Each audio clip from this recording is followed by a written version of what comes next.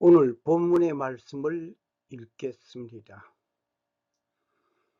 본문의 말씀은 누가복음 23장 39절에서 43절입니다.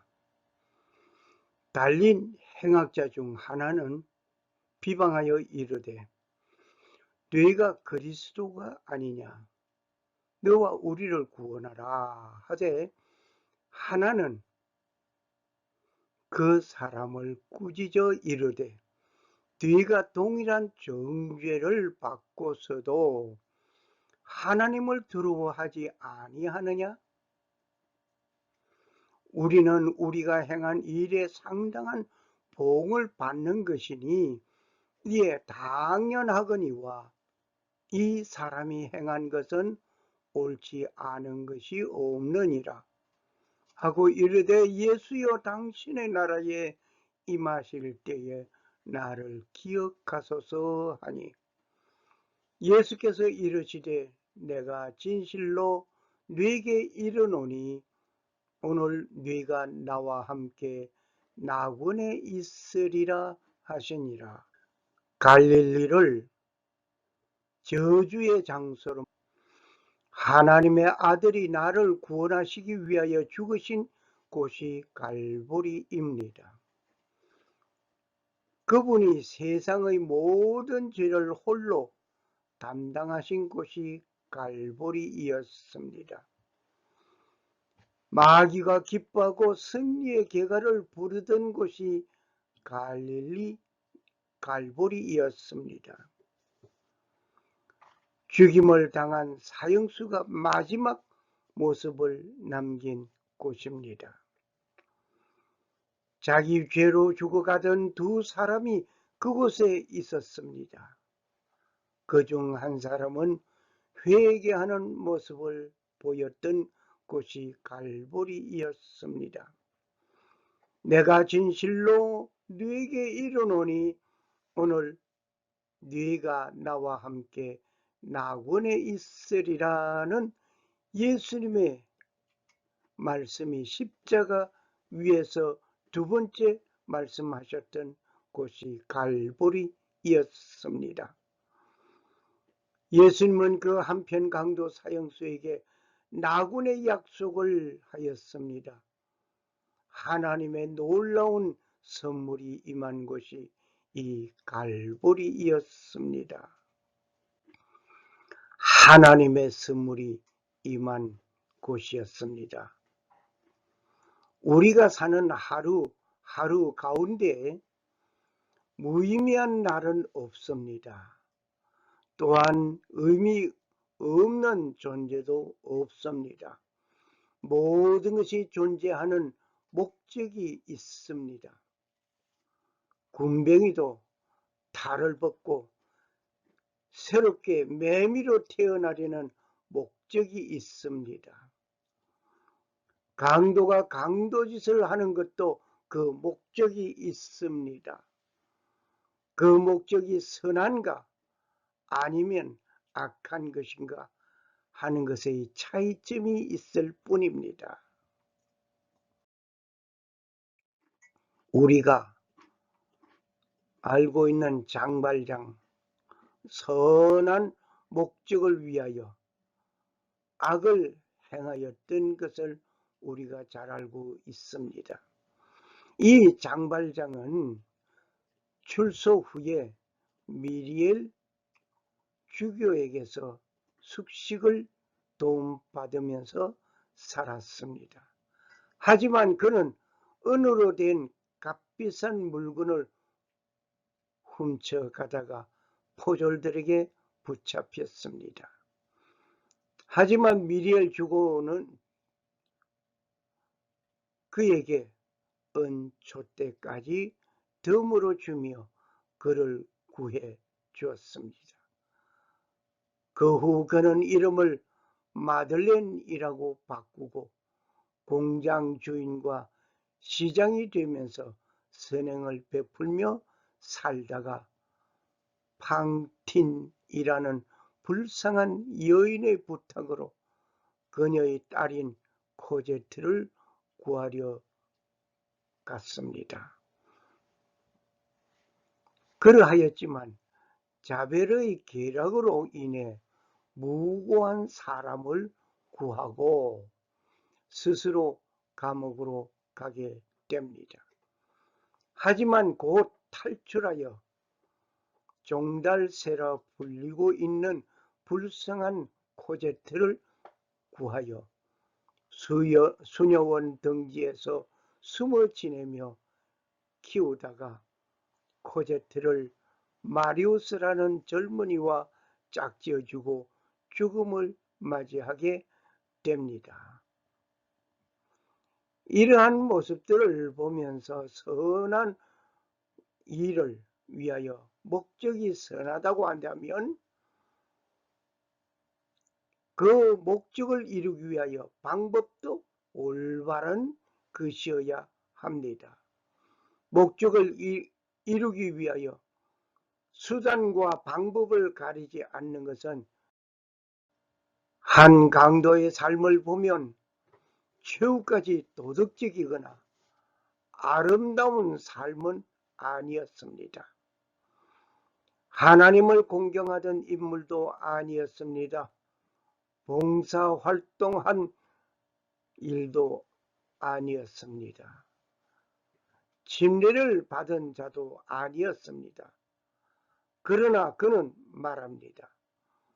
예수여, 당신의 나라에 임할 때에 나를 기억하소서. 그 강도의 강구는 오늘 나의 강구가 되어야 할 것입니다. 구원은 하나님의 선물이었습니다. 강도는 회개하기 전 도덕적인 삶이나 하나님을 섬기거나 사람을 공경한 일이 없었습니다.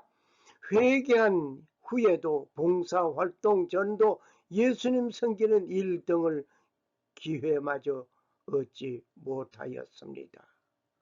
그러나 그는 구원받았습니다. 역시 공로로 받은 구원이 아니라 은혜로 받은 구원이라 말입니다. 너희는 그 은혜에 의하여 믿음으로 말미암아 구원을 받았으니 이것이 너희에게서 난 것이 아니요 하나님의 선물이라. 에베소 2장 8절 말씀이었습니다. 한편 그 회개한 강도는 공로로 구원받은 것이 아니라 은혜로 구원받았습니다. 그의 과거의 삶이 그랬습니다. 악을 행하였습니다. 그러나 회개하는 자에게 앞으로 너희가 이렇게 살아라 하는 것도 아니었고, 예수여, 당신의 나라에 임할 때에 나를 기억해 달라고 하는 그 강도의 요청에 예수님은 오늘 나와 함께 낙원에 있으리라 하였습니다.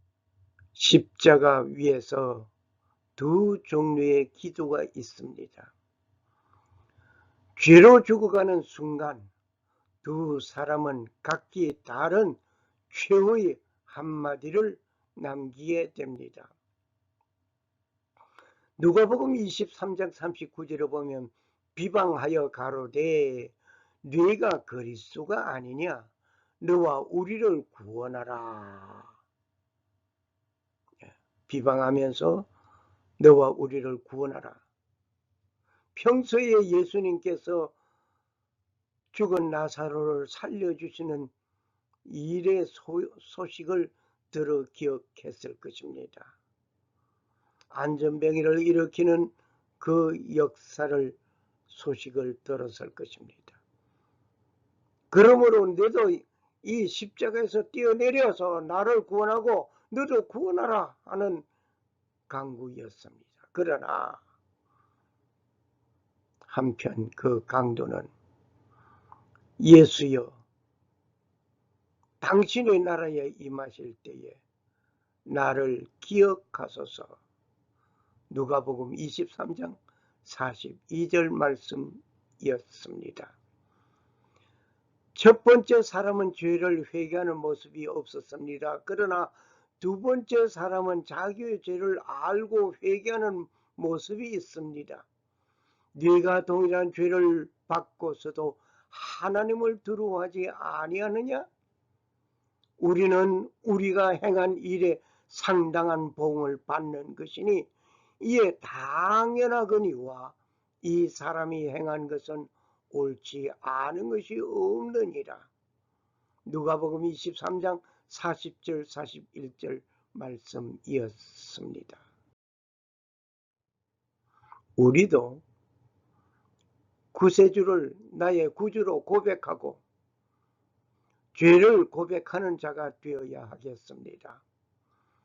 갈보리에서는 너와 나를 구원하라는 이기적인 기도보다는 예수여 당신의 나라에 임하실 때 나를 기억하소서라는 자기 죄를 자복하고 구원을 요청하는 기도가 있었습니다.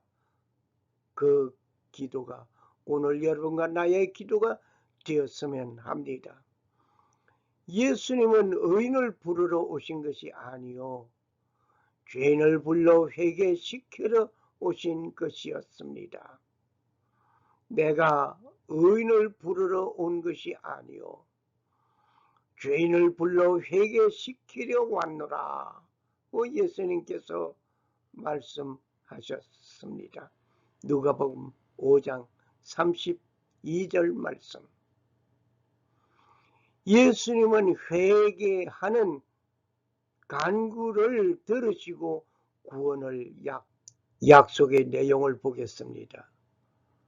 만일 사람들이 강도의 요청에 답을 한다면 무엇이라고 하겠습니까? 아니, 여러분은 어떻게 답을 하시겠습니까? 이 뻔뻔스러운 자식, 한평생 네가 행한 일을 생각해 보았는가? 너는 죽어야 할 것이 분명하단 말이야. 그리고 지금 너무나 늦었어. 조금 더 일찍 왔어야 했어. 등등으로 말을 할 것이었습니다.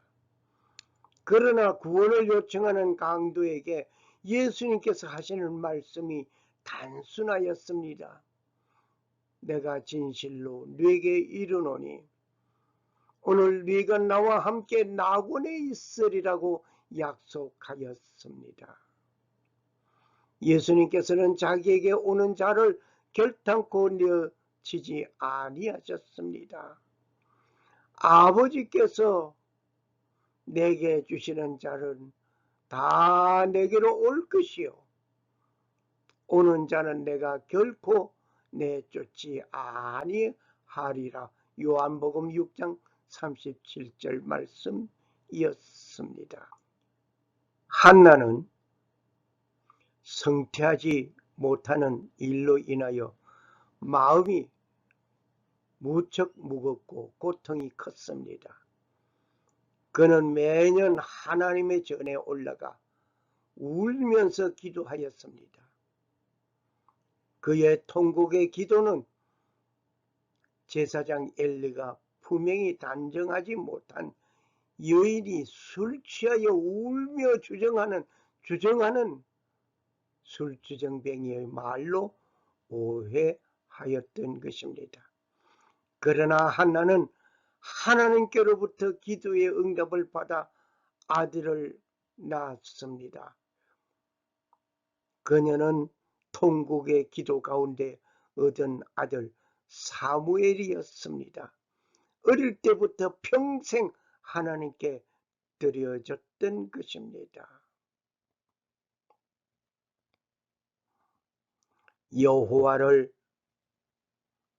여호와는 마음이 상한 자를 가까이 하시고